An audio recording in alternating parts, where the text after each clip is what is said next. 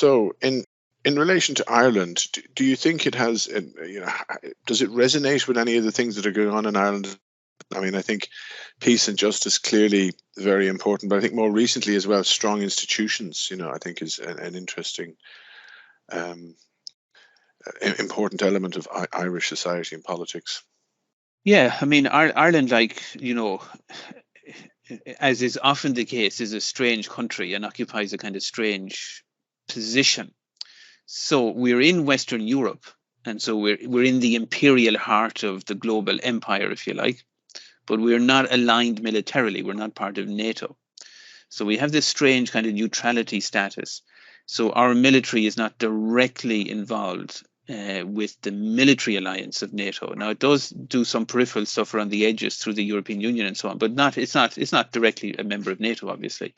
And our military is often deployed mostly on peace enforcing and peacekeeping missions, mostly peacekeeping missions through the United Nations, which is a really commendable. And I think that's a thing that most Irish people are extremely proud about, the role of our defence forces in UN peacekeeping. So at the global level, our posture in terms of that is very positive. And wearing other hats that I'm involved in, the Development Studies Association of Ireland, I mean, Irish Aid and the Irish foreign policy regarding development is really good. And our attempts to be conflict avoiders and conflict peacemakers is really good. We have a very good record on this. It's gone slightly different in Ukraine, where we're taking a non-neutral position. So our traditional neutrality has been stood aside in terms of Ukraine. Now, we're not involved militarily, but politically, we're very clearly aligned. And that's fine. That's a perfectly legitimate and good policy for a neutral country. But we benefit, obviously, from this structural issue that I'm talking about, that we benefit from the structure of the world, and we benefit from being part of Western Europe, and we benefit from that whole power alliances and so on, and the way the world is organized economically and socially. Within Ireland, I mean, the big impacts for us, obviously, in terms of peace has been the Good Friday Agreement and the end of the conflict in Northern Ireland, which had big impacts across the whole island. That is a really great thing. And again, we can point with great pride to having that conflict come to an end and it being resolved. That's a lesson for the world. So that's a really positive thing. We should be proud about that, I think.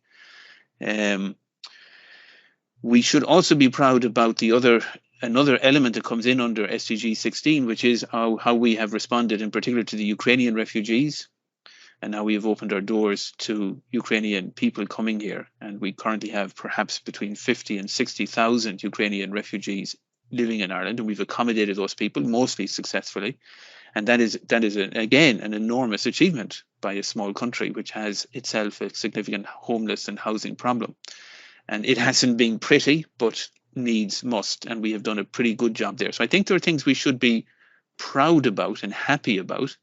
And largely we do have reasonably good institutions and good trust in those institutions in terms of them acting justly and fairly. So again, we do live in Ireland in quite a privileged part of the world with a pretty coherent and stable society that itself is largely peaceful and not too not too bad in terms of violence and crime and so on. It's a relatively benign, homogenous society that we live in. So I think we should be proud of all of those things. They're all pretty good. The one thing we should worry a little bit about now is the growing militarization in Europe and the pressure to militarize, again, which is coming on foot of the Russian invasion of Ukraine, with all of the NATO countries rearming and increasing their military budgets, Germany being the most notable, going on a massive rearmament program. And Ireland has already signaled in advance before the Ukraine invasion that it was going to do this, and it was going to invest very heavily in our armed forces.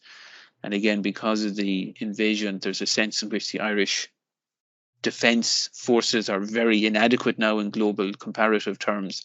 So that is a potential problem, a choice that we're going to make, that we are going to arm ourselves a little bit more and prepare ourselves potentially for a conflict-ridden world, as opposed to taking again the principled stance that Ireland has had in the United Nations since we joined, which is very much in favour of peace and justice and disarmament, and that old thing we used to talk a little bit about, denuclearization, getting rid of nuclear weapons around the whole world, which is such a vast waste of resources and money and very threatening for life on Earth. So the nuclear shadow has returned over us again, which sometimes we forget about, and that's alarming. So we have to be careful about that temptation back to vast increases in military spending, so that we make ourselves similar to other European countries. Yes, clear challenges coming down the line, all right. So I suppose one of the things about SDG 16 is it covers a lot of topics. I mean, peace is a huge topic. Justice itself is an enormous subject, and strong institutions. So, and there's 12 targets in that. So what I was thinking of doing maybe is just maybe briefly running through some of the targets and just sort of teasing out a little bit on each topic. So I'm not going to go through each of them in detail, but the first couple are, significantly reduce all forms of violence and related deaths everywhere, end abuse, exploitation, and traffic. So basically fight violent deaths and abuse and violence. How do you feel that Ireland is doing in relation to these targets? It's hard to know. I mean, one of the things is producing real-time data in terms of how we're measuring up and what we're doing about them. I mean, ending all forms of violence and related death rates everywhere. I mean, Ireland is pretty okay in that regard. We don't have huge amounts of gun-related violence, and we have restrictive gun laws, thankfully. So we're nowhere on the scale of many other European countries. And I think since the particular Garda interventions on the Kinahan drug gang, gun crime in Dublin has significantly reduced in the last while. So that's all good. There is still a very high crime rate in certain parts of the city, in certain parts of the country, particularly in cities and urban areas. But that's like an endemic feature almost of modernity, and is a kind of a thing we have without kind of becoming passive about it. But I think overall we're pretty okay on that. The forms of violence against and torture of children, let's say that second target, ending abuse, exploitation, trafficking, that's a very tricky one. And it's not clear how good Ireland is doing there. We do have some legislation on trafficking now that's better than it has been, but undoubtedly that still is a huge issue. And we still, obviously, with the migration movements, we have to be very alert about the potential there for abuse of all kinds against both women and children. And vulnerable people. So there's huge work to be done. When you get a large influx of refugees, you have to be very careful because they're extremely vulnerable group, and they're very open to exploitation and abuse because they're financially and economically very compromised, and they've also had family dislocation, and a lot of people are in post-traumatic circumstances. So there's a huge risk there, and we have to be extremely careful. And so this is one of the things that we might be very concerned about in Ireland, which is that our direct provision system, which is designed to accommodate refugees and asylum seekers, while it has up to a point succeeded at the most basic level in providing accommodation, it's very deficient in terms of wider social care or social supports to people. So it's very much an accommodation only system. So the other supports we're not as good at.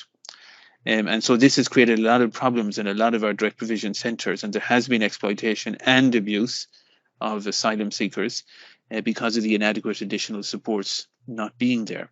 So we do have a problem there, and that has not been properly redressed. There's a constant effort to do something about direct provision, but that system remains in place. So what you have then is a concentration of people of many different cultures and different sets of social practices all clumped together, and without adequate support for those people, combined with this indefinite nature of the asylum process not coming to a quick end, or people not having firm dates, and so they're kind of stuck in this limbo, and so that creates potentially a lot of problems, and we have not addressed that problem really at all yet. Now, we have so far avoided some of the worst problems in other European countries, the large ghettoization or the urban concentration of migrant communities, so that you kind of have these subcultures within the culture. We probably do have it on a smaller scale, perhaps, but it's not on the terrible, chronic scale that a lot of other European countries have. So we've been still reasonably okay at avoiding the worst aspects of prejudice, but it's always there under the surface, and we have to be a bit careful about that. And most recently, in the last 2 months, there has certainly been a flare-up of anti-migrant or anti-immigrant protests in certain parts of the country, and the potential for those to become used for political purposes in terms of anti-foreigner, anti-asylum seeker politics. So there is that potential, is always there, and it's something we have to be really alert to and very careful about, I think. Yeah, that's interesting because that kind of ties into the next sort of target that we're looking at, promoting the rule of law at the national and international levels, and ensuring equal access to justice for all. So that kind of ties into that.